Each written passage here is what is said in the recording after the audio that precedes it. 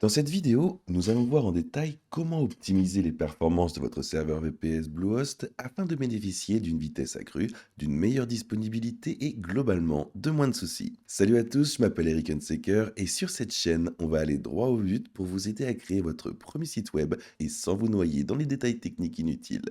Alors si vous êtes prêt à passer à un VPS et que vous vous dites, bon, pourquoi mon site ne semble-t-il pas encore beaucoup plus rapide, vous n'êtes pas le seul. Un VPS vous offre bien plus de puissance qu'un hébergement mutualisé, mais cela ne rend pas automatiquement tout parfait. Il faut tout de même configurer le tout correctement. Je vais donc vous présenter aujourd'hui les étapes concrètes et pratiques que vous pouvez suivre pour optimiser la vitesse et la disponibilité de votre VPS Bluehost, et ça sans pour autant transformer cet article en cours d'ingénierie serveur. Vous verrez des approches et des techniques qui vont vous aider. Allons-y. Pourquoi un VPS ne garantit pas automatiquement un site web rapide? L'une des plus grandes idées reçues concernant l'hébergement VPS est que le simple fait de passer à un forfait supérieur suffit à résoudre les problèmes de performance. Très utile, mais seulement si le site et le serveur fonctionnent correctement ensemble. C'est un peu comme acheter une voiture plus rapide. Si les pneus sont à plat et que le moteur n'est pas bien réglé, vous ne verrez pas la différence. Un VPS vous offre plus de puissance CPU et plus de contrôle, mais il vous confère aussi davantage de responsabilités. La plupart des problèmes de performance sur un VPS sont encore dus à une mauvaise configuration de WordPress. Trop de plugins qui font la même chose. Pas de mise en cache, pas de CDN, les paramètres du serveur sont restés par défaut. La bonne nouvelle, c'est que la plupart de ces corrections sont tout à fait réalisables, même si vous ne vous considérez pas comme très calé en informatique. Effectuez des mesures avant de toucher à quoi que ce soit. Avant de modifier le moindre paramètre, vous devez disposer d'une base de référence. Rendez-vous sur Google PageSpeed Insight et testez votre site. Concentrez-vous simplement sur le temps de chargement réel en secondes. Notez-le, c'est votre point de départ. Cette étape est plus importante qu'on ne le pense. Si vous ne procédez pas d'abord à des mesures, vous ne saurez pas si un changement a été bénéfique, néfaste ou s'il a tout simplement aucun effet. Chaque fois que nous apporterons un changement par la suite, cache, réglage du serveur, nous reviendrons faire de nouveaux tests. Commencez par optimiser votre installation WordPress. C'est en effet de là que proviennent la plupart des gains de vitesse, surtout si vous utilisez WordPress. Désactivez temporairement vos plugins, et je sais que ça peut faire peur, mais c'est juste pour faire un test. Désactivez tous vos plugins. Testez à nouveau votre site à l'aide de Google PageSpeed Insight et notez le nouveau temps de chargement. Si votre site vous semble soudainement beaucoup plus rapide, cela vous indique quelque chose d'important. Les plugins sont en grande partie responsables du problème. Réactivez-les maintenant un par un en testant votre site après chaque réactivation. Cela vous aidera à identifier le plugin ou la combinaison de plugins qui ralentit votre site. Beaucoup de gens sont surpris de constater qu'un simple plugin peut ralentir l'ensemble du site. Soyons honnêtes quant à la surcharge des plugins. Sur un serveur dédié virtuel, VPS, les plugins inefficaces se remarquent davantage. L'hébergement mutualité masque beaucoup de défauts, car tout est déjà lent. Posez-vous la question, ai-je vraiment besoin de trois plugins qui font à peu près la même chose? Ce plugin fait-il l'objet d'une maintenance active? Est-ce qu'il charge des éléments à chaque page, même quand ce n'est pas nécessaire? Si un plugin entraîne systématiquement un ralentissement important, cherchez une alternative plus légère. Parfois, changer de plugin fait plus de différence que de passer à un forfait serveur supérieur. Utilisez la mise en cache à bon escient car c'est essentiel.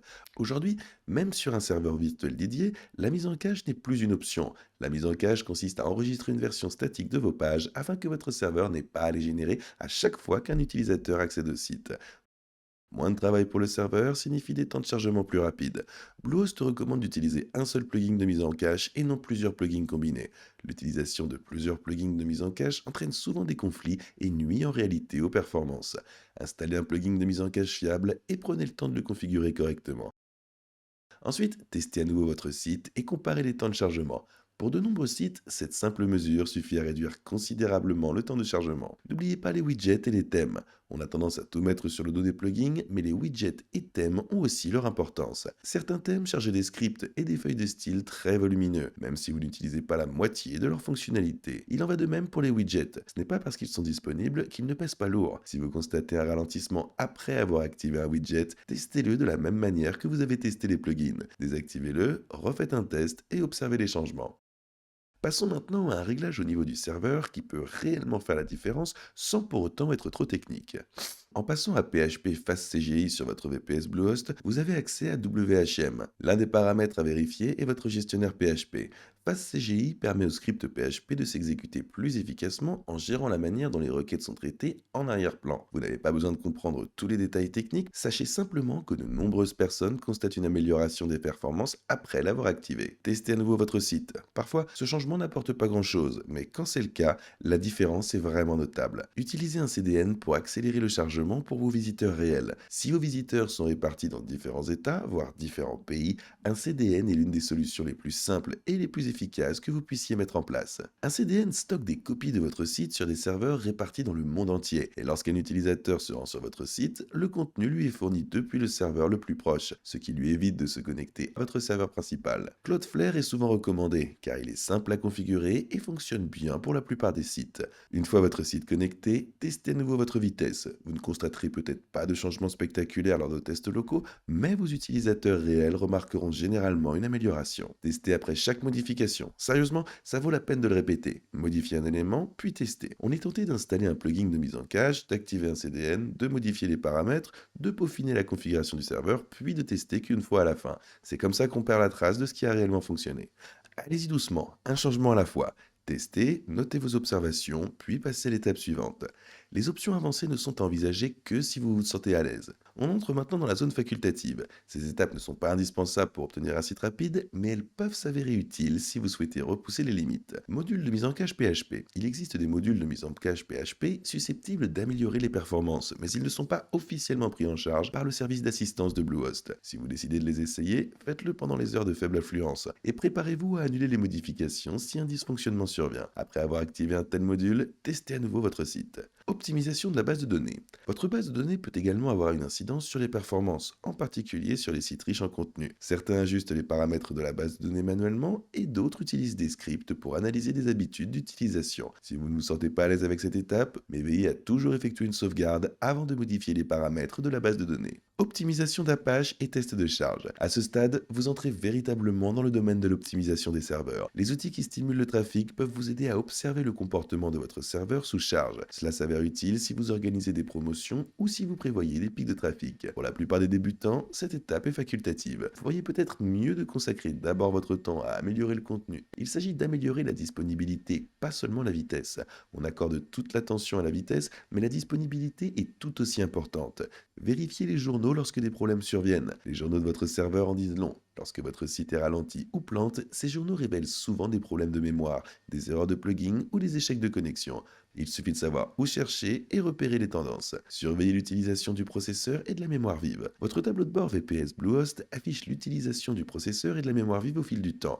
Vérifiez-le régulièrement. Et si vous atteignez constamment la limite, une optimisation pourrait ne pas suffire. Passer à un forfait supérieur pourrait être la bonne solution. Il n'y a aucune honte à ce que votre forfait ne soit plus adapté à vos besoins. Veillez à tout maintenir à jour. Cela peut sembler fastidieux, mais c'est important. Les installations WordPress, les thèmes et les plugins obsolètes sont souvent à l'origine de ralentissements, de plantages et de problèmes de sécurité. Intégrez donc les mises à jour à votre routine. Un site stable et mis à jour est généralement aussi un site plus rapide. Quand l'optimisation n'est pas la solution, parfois le problème ne réside pas dans la configuration, mais dans l'échelle. Si vous avez optimisé la mise en cache, réduit le nombre de plugins, ajouté un CDN et que votre VPS est toujours à pleine capacité, il est peut-être temps de passer à un plan supérieur. Voici les signes qui indiquent que vous avez atteint ce stade. Le CPU et la RAM sont constamment proches de leurs limites. Les pics de trafic entraînent des ralentissements et vous avez optimisé tout ce qui pouvait raisonnablement l'être. À ce stade, passer à un forfait VPS supérieur ou envisager une autre configuration de serveur constitue une étape logique. Un VPS Bluehost vous offrira les outils nécessaires pour créer un site web rapide et fiable, mais c'est ce que vous faites après la mise à niveau qui compte vraiment. Commencez par mesurer les performances, nettoyer WordPress, utiliser correctement la mise en cache, ajouter un CDN, puis passer au réglage du niveau supérieur uniquement si vous en avez besoin. Pas besoin d'être développeur ou expert en serveur pour obtenir de solides performances. Il suffit d'une approche méthodique et d'un peu de patience. Si vous souhaitez vous lancer avec Bluehost VPS, vous trouverez un lien dans la description ci-dessous. Il vous redirigera vers cette page où vous pourrez choisir l'une de leurs 4 formules différentes. Ils proposent des options NVMe de 2, 4, 8 et 16 Go, ainsi que 3 durées d'abonnement au choix. Si vous optez pour un abonnement d'1 an ou de 3 ans, vous bénéficierez de meilleures réductions. Il existe également une option mensuelle, mais je vous recommande vivement de choisir au moins un abonnement d'1 an. Bluehost recommande généralement la formule NVMe 4 pour la plupart d'entre vous. Le module NVMe est très performant. Ce sont des liens d'affiliation, ce qui signifie que nous touchons une petite commission lorsque vous les utilisez sans que cela ne vous coûte un centime. Ces commissions nous aident vraiment à soutenir la chaîne et nous permettent de continuer à créer du contenu gratuit comme celui-ci. Alors si vous décidez de les utiliser, nous vous en remercions d'avance. Si vous avez trouvé cette vidéo utile, n'oubliez pas de liker, de vous abonner et d'activer la cloche pour ne manquer aucune autre vidéo. Nous réalisons des vidéos sur la création de sites web, on explore des builders, des sites web, on discute de noms de domaine et bien plus encore. N'oubliez pas de vous abonner et sinon, merci d'avoir regardé cette vidéo et rendez-vous ici pour la prochaine.